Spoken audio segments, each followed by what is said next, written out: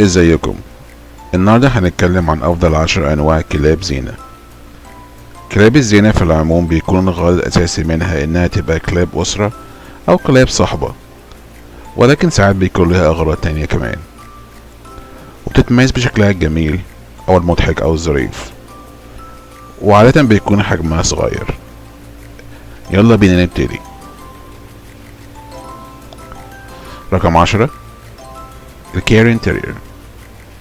كلب اسكتلندي بيتميز بطبعه المسالم وحبه الشديد لصاحبه.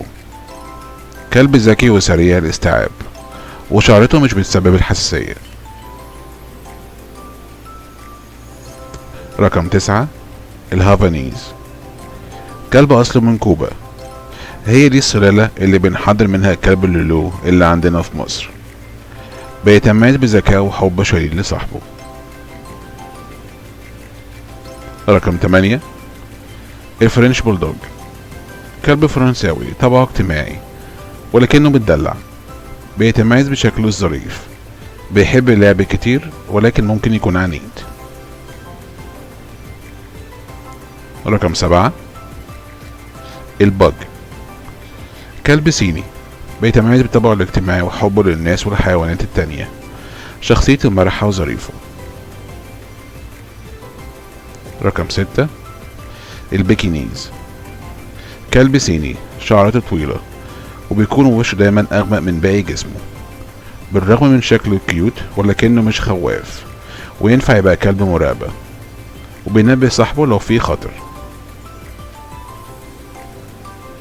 رقم 5، البوستن تيرير. كلب أمريكي شخصيته مرحة، بيحب اللعب كتير، بيتميز بطاقته العالية وحبه لصاحبه، بيتم استخدامه كمان ككلب مساعدة للناس اللي عندها اكتئاب أو رهاب اجتماعي. رقم 4، اليوركي. كلب انجليزي بيتميز بألوانه الجميلة، طبعه حنين جدا وبيحب صاحبه، شقي ولكنه وفي. رقم 3، البابيو. كلب فرنساوي من أذكى أنواع الكلاب الصغيرة، بيتميز بطاقته العالية وحبه للعب وسرعة الاستيعاب. رقم 2، شيواوا.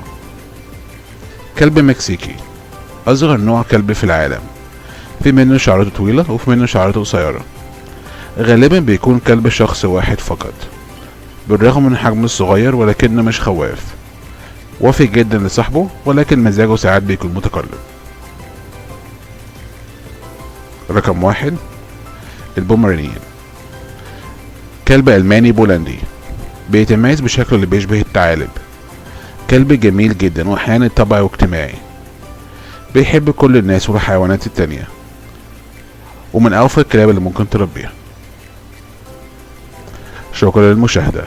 لو عجبكم الفيديو متنسوش تعملوا لايك وسبسكرايب، ولو عايز تعرف معلومات أكتر عن كل نوع تقدر تلاقي الفيديو بتاعه على القناة. سلام.